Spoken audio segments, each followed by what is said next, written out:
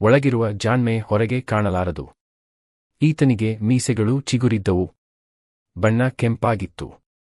ನೋಡಲು ಸ್ಫುರದ್ರೂಪಿಯಾಗಿದ್ದ. ಅದಕ್ಕೆ ತಕ್ಕಂತೆ ವೇಷಭೂಷಣವೂ ಇರಬೇಕಲ್ಲವೇ?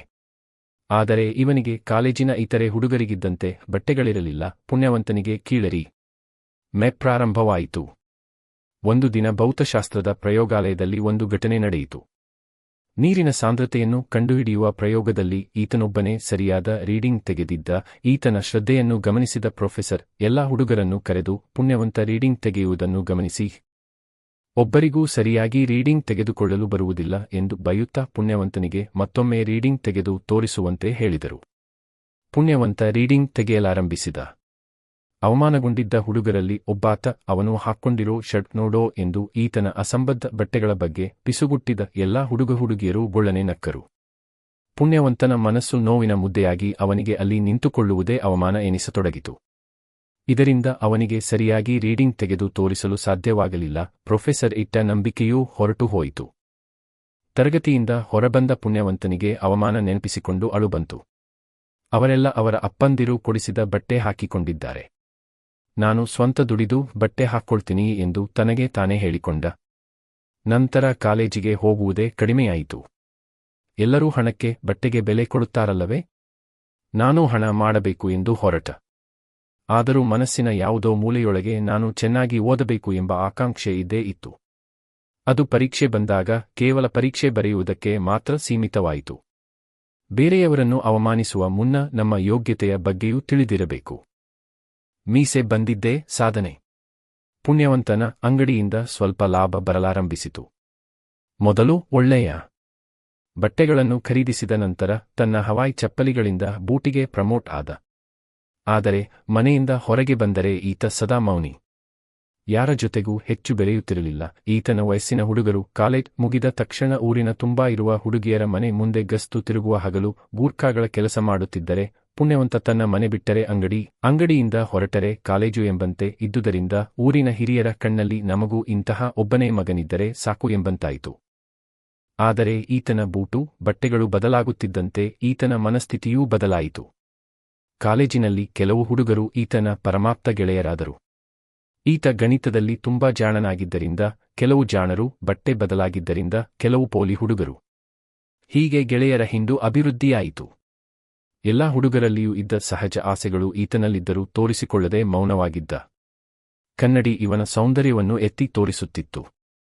ನೀನು ಎಲ್ಲಾ ಹುಡುಗರಿಗಿಂತ ಸುಂದರವಾಗಿದ್ದೀಯಾ ಎಂದು ಕನ್ನಡಿ ಹೊಗಳಲು ಆರಂಭಿಸಿತು. ತುಟಿಯ ಮೇಲೆ ಚಿಗುರುತ್ತಿದ್ದ ಮೀಸೆಗಳು ಹೆಣ್ಣು ಮಕ್ಕಳ ಎದೆ ನೋಡಿದ ತಕ್ಷಣ ಎದ್ದು ಕುಣಿಯಲು ಆರಂಭಿಸಿದವು. ಕೆನ್ನೆಯ ಮೇಲೆ ಒಂದೊಂದಾಗಿಯೇ ಮೂಡಿದ ಕೂದಲು ನೀನೊಬ್ಬ ಜ್ಞಾನಿ ಎನ್ನಲು ಆರಂಭಿಸಿದವು. ಕಟಿಂಗ್ ಶಾಪಿಗೆ ಹೋದ ತಕ್ಷಣ ಅಂಗಡಿಯವನು ತನ್ನ ಹೊಟ್ಟೆಪಾಡಿಗಾಗಿ ಹೇಳುತ್ತಿದ್ದ ಮಾತುಗಳು ಈತನಿಗೆ ತಾನೊಬ್ಬ ಅತಿಲೋಕ ಸುಂದರ ಎಂಬಂತೆ ಕೇಳಿಸುತ್ತಿದ್ದವು. ಕೈ, ಕಾಲು, ಎದೆ, ಹೊಟ್ಟೆ, ತೊಡೆಯ ಭಾಗಗಳಲ್ಲಿ ಚಿಗುರಲು ಆರಂಭಿಸಿದ ಕೂದಲುಗಳು ಒಂದಕ್ಕೊಂದು ಸ್ಪರ್ಧೆಗಿಳಿದ ಪರಿಣಾಮ ಪುಣ್ಯವಂತ ನೆಲದ ಮೇಲೆ ನಿಲ್ಲುವುದು ಕಷ್ಟವಾಗಿ ಆಕಾಶದಲ್ಲಿ ಹಾರುತ್ತಿರುವಂತೆ ಭಾಸವಾಯಿತು. ಮನುಷ್ಯ ತನ್ನ ಜೀವಿತದ 80 ವರ್ಷಗಳಲ್ಲಿ ಸೌಂದರ್ಯವೆಂಬುದು 20 ರಿಂದ 30 ವಯಸ್ಸಿನಲ್ಲಿ ಪ್ರತಿಯೊಬ್ಬರನ್ನೂ ನೆಲದ ಮೇಲೆ ನಿಲ್ಲದಂತೆ ಕುಣಿಸಿ ಮಾಯವಾಗುವ ಮಾಯಾಂಗನೆ ಎಂಬ ಸತ್ಯ ಅರ್ಥವಾಗುವುದಿಲ್ಲ. ಉಳಿದ 50 ವರ್ಷ ಈ ಬಾಹ್ಯ ಸೌಂದರ್ಯ ಯಾವ ಕೆಲಸಕ್ಕೂ ಬರುವುದಿಲ್ಲ. ವಿಪರ್ಯಾಸವೆಂದರೆ ಪ್ರತಿಯೊಬ್ಬರ ಬದುಕನ್ನು ಸೃಷ್ಟಿ ಮಾಡುವ ಸಮಯವೇ ಈ 20 ರಿಂದ 30. ಈ ಸಮಯದಲ್ಲಿ ಯಾವುದಕ್ಕೆ ಎಷ್ಟು ಮಹತ್ವ ನೀಡುತ್ತಾನೋ ಅದು 50 ವರ್ಷಗಳ ಜೀವನದ ಮೇಲೆ ಪರಿಣಾಮ ಬೀರುತ್ತದೆ ಎಂದು ಪುಣ್ಯವಂತನಿಗೆ ಯಾರೂ ಪಾಠ ಮಾಡಲಿಲ್ಲ. ಈಗ ಪುಣ್ಯವಂತನ ಜೇಬಿನಲ್ಲಿ ಹಣವಿತ್ತು. ಹಸಿವಾದಾಗ ಊಟ ಸಿಗುತ್ತಿತ್ತು. ಅಂಗಡಿ ಕೆಲಸ ಮುಗಿಸಿ ಪುಸ್ತಕ ಹಿಡಿದು ಓದಲು ಕುಳಿತರೆ ಉಬ್ಬಿದ ಎದೆಯ ಚಿತ್ರಗಳು ಕಾಣಲಾರಂಭಿಸಿದವು. ರಾತ್ರಿಯಾದರೆ ಕನಸುಗಳು ಬೀಳುತ್ತಿದ್ದವು.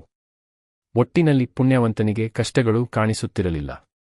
ಬಾಹ್ಯ ಸೌಂದರ್ಯ ತಾತ್ಕಾಲಿಕ, ಅಂತರ್ಯದ ಸೌಂದರ್ಯ ನಿರಂತರ ಕ್ರಿಯೆ. ಹೊಗಳಿಕೆ ಅಹಂಕಾರದ ಜನ್ಮದಾತೆ.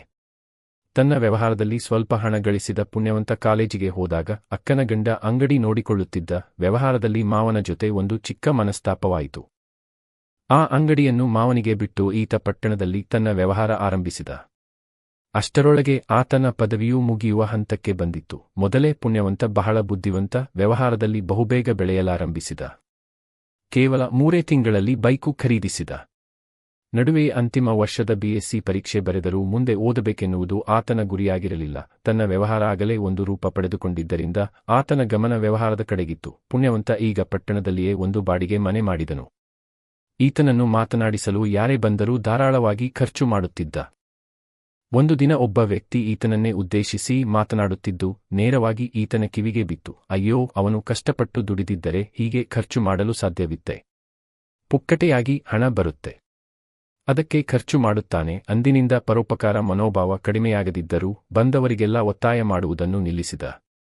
ಈತನ ಬಳಿ ಪಟ್ಟಿ ಕೇಳಲು ಬಂದವರು ಊರಿನ ಶ್ರೀಮಂತರನ್ನು ಬೈದು ಈತನನ್ನು ಹೊಗಳುತ್ತಿದ್ದರು. ಪುಣ್ಯವಂತ, ನನಗೆ ಊರಿನಲ್ಲಿಯೇ ಅತಿ ಹೆಚ್ಚು ಗೌರವ ಇದೆ ಎಂದು ಉಬ್ಬಿ ಹೋಗುತ್ತಿದ್ದ ನೀನು ಕಾಲೇಜಿನಲ್ಲಿ ಓದುವಾಗಲೂ ಕಂಪ್ಯೂಟರ್ ಎನಿಸಿಕೊಂಡೆ. ಈಗ ವ್ಯವಹಾರದಲ್ಲಿಯೂ ಎಲ್ಲರನ್ನೂ ಹಿಂದೆ ಹಾಕಿದ್ದೀಯಾ? ದಾನ ಮಾಡುವುದರಲ್ಲಿಯೂ ನಿನ್ನ ಸಮ ಯಾರೂ ಇಲ್ಲ. ದೇವರು ನಿನ್ನಂಥವರನ್ನು ಚೆನ್ನಾಗಿಯೇ ಇಟ್ಟಿರುತ್ತಾನೆ ಎನ್ನುತ್ತಿದ್ದಂತೆಯೇ ದೇಣಿಗೆ ಪಟ್ಟಿಗೆ ಹಣ ಸಂದಾಯ. ಹೊಗಳಿಕೆಗೆ ಉಬ್ಬುತ್ತಿದ್ದ ಪುಣ್ಯವಂತ ದುಡಿದ ಹಣದಲ್ಲಿ ಸ್ವಲ್ಪ ಭಾಗ ಬೇರೆಯವನ್ನು ಖುಷಿಪಡಿಸಲು ಖರ್ಚು ಮಾಡುತ್ತಿದ್ದ. ಹೊಗಳಿಕೆ ಮಾತುಗಳಿಗೆ ಮನಸೊಳಗೆ ಅಹಂಕಾರವು ಹೆಚ್ಚಾಗಿ ಹಣಕ್ಕೆ ಬೆಲೆ ಇಲ್ಲದಂತಾಯಿತು. ಇಲ್ಲಿಯವರೆಗೆ ಯಾವ ಹುಡುಗಿಯರ ಸಹವಾಸಕ್ಕೂ ಹೋಗಿರದಿದ್ದ ಪುಣ್ಯವಂತನಿಗೆ ಸ್ನೇಹಿತರು ಹುಡುಗಿಯರ ಬಗ್ಗೆ ಮಾತನಾಡುವುದನ್ನು ಕೇಳಿಕೊಂಡು ತಾನು ಯಾರನ್ನಾದರೂ ಪ್ರೀತಿಸಬೇಕೆಂಬ ಆಸೆಯೂ ಚಿಗುರತೊಡಗಿತು. ದಾನ ಮಾಡುವುದನ್ನು ಬಿಡಬೇಡ, ಅಪಾತ್ರರಿಗೆ ದಾನ ಮಾಡಬೇಡ.